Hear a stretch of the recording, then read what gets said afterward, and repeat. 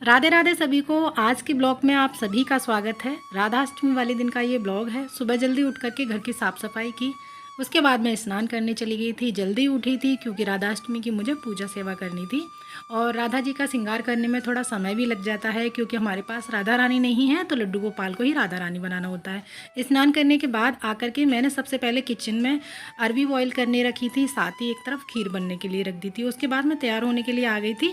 तैयार होकर के मैं फिर से किचन में चली गई थी। बाकी की जो पूजा सेवा थी वो मैंने धीरे धीरे स्टार्ट की। लड्डू गोपाल को भी जगाया क्योंकि उनको तैयार करने में टाइम लग जाता है। मैं यहाँ पर वो वाली नथ पहन रही थी जो बंगाली लोग पहनते हैं गणेश चतुर्थी पर, तो मुझे वो पहनने में अच्छी नहीं लगी, तो वो मैंने फिर निकाल दी। फिर मैं तैयार होकर आ गई थी किचन में ट्राईपॉड लेकर के। ट्राईपॉड जो है मेरा टूट गया है, अब मैं न्यू ट्राईपॉड लेने वाली हूँ और आप सभी लोगों के साथ में उसका लिंक ज़रूर शेयर करूँगी। तो यहाँ पर मैंने अपने तीनों लालाओं को बहुत ही भाव के साथ, प्यार के साथ जगा दिया था। उसके बाद जो भी पूजा की तैयारी थी, सामान था, वो सारा मैं पूजा का पहले ही एक दिन ला कर रख लेती हूँ और जो पूजा के मंदिर के पास ही रख लेती हूँ सारा सामान, फिर जिससे मुझे पूजा करने में आसानी भी रहती है। और ये कमल का फूल है। जब अब तक मैं गुलाब के फूल लाती रही हूँ, गेंदे के लाती रही हूँ, तो वही मुँह से निकल रहा है।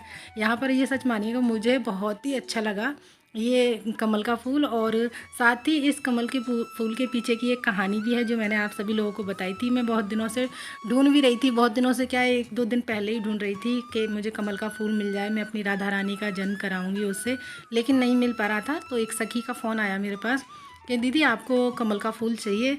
मैंने कहा अगर आपके पास है तो दे दीजिएगा, नहीं है तो फिर कोई बात ही नहीं है। जो मेरे पास डुप्लीकेट वाले गुलाब कमल के फूल थे, मैं उन्हीं से राधा रानी का जन्म कराती। और मैंने इस तरह से, उन्होंने मुझे ये कमल का फूल दिया और मैंने अपने लड्डू गोपाल यानी राधा रानी का इससे जन्म कराया। बहुत ही, मैंने पहली बार राधा अष्टमी का ये व्रत रखा और सच मानिएगा काफ़ी साल से मैं सोच रही थी जब तक राधा रानी की आज्ञा नहीं होती है तब तक कुछ नहीं कर सकते हैं आप। और फिर चाहे वो कोई भी व्रत हो, कोई भी फेस्टिवल हो, जब तक उन भगवान का आशीर्वाद नहीं होगा तब तक आप एक पत्ता भी नहीं हिला सकते हैं। तो मैं यहाँ पर अपने लड्डू गोपाल को थोड़ा सा लाड़ लड़ा रही थी। उठाने के बाद में थोड़ा सा जिस प्रकार से बच्चे को करते हम उस प्रकार से, और मैंने यहाँ पर लड्डू गोपाल को यानी अपनी राधा रानी को पंचामृत स्नान कराया था क्योंकि हमारे ये आज राधा रानी ही हैं, तो राधा रानी ही बोलेंगे इनको। राधा रानी जी को मैंने यहाँ पर पंचामृत स्नान कराया था, अलग अलग नहीं कराया था। जो भी साथ में पंचामृत होता है एक साथ ही मैंने उसको मिक्स कर लिया था, उससे लड्डू गोपाल को अथवा राधा रानी को स्नान कराया था। देखिए, राधा जी के बारे में प्रचलित है कि वह बरसाना की थी, लेकिन हकीकत ये है कि उनका जन्म बरसाना से 50 किलोमीटर दूर हुआ था। यह गांव रावल के नाम से प्रसिद्ध है। यहाँ पर राधा रानी का जन्म हुआ था, यानी रावल में राधा रानी का जन्म हुआ था। राधा जी का जन्म एक कमल के फूल से बड़ा अद्भुत प्रकाश निकल रहा था। देवी कीर्ति और राजा बृषवान जी ने देखा कि उस कमल के फूल में से एक नन्ही सी सुंदर सी दिव्य कन्या मुस्कुरा रही है जिसके नेत्र बंद थे। उस कन्या को देखकर दोनों बहुत ही प्रसन्न हुए और अपनी प्रथम संतान के रूप में उसे अपने घर ले आए। यही बालिका परम शक्ति श्री राधा जी थीं। देवी राधा और श्री कृष्ण की पहली मुलाकात उस समय हुई थी जब देवी राधा 11 माह की थीं और भगवान श्री कृष्ण सिर्फ 1 महीने के थे। राधा जी ने तब तक अपनी आंखें नहीं खोली थी जब तक स्वयं श्री कृष्ण भगवान उनके बाल स्वरूप में सामने नहीं आ गए थे। राधा जी का जो जन्म है वो 15 दिन बाद मनाया जाता है। तो यहाँ पर मैंने अपने लड्डू गोपाल को राधा रानी की जो ड्रेस है वो पहना दी है और इनका अब सुंदर सा मैं श्रृंगार कर दूंगी। पंचामृत स्नान तो करा दिया था, उसके बाद मैंने इनको पोंछ दिया है और जो कमल का फूल है वो मैंने वहाँ पर ग्रास पर रख दिया है जिससे मैं लड्डू गोपाल का जन्म कराया था, यानी राधा रानी का जन्म कराया था। उसके बाद स्नान करा के इनका हम राधा रानी श्रृंगार कर देंगे और इनको सिंहासन पर विराजमान कर देंगे। सच मानिएगा मुझे ना राधा रानी को यानी अपने लड्डू गोपाल को राधा रानी का श्रृंगार करना बहुत बहुत ही ज़्यादा पसंद है।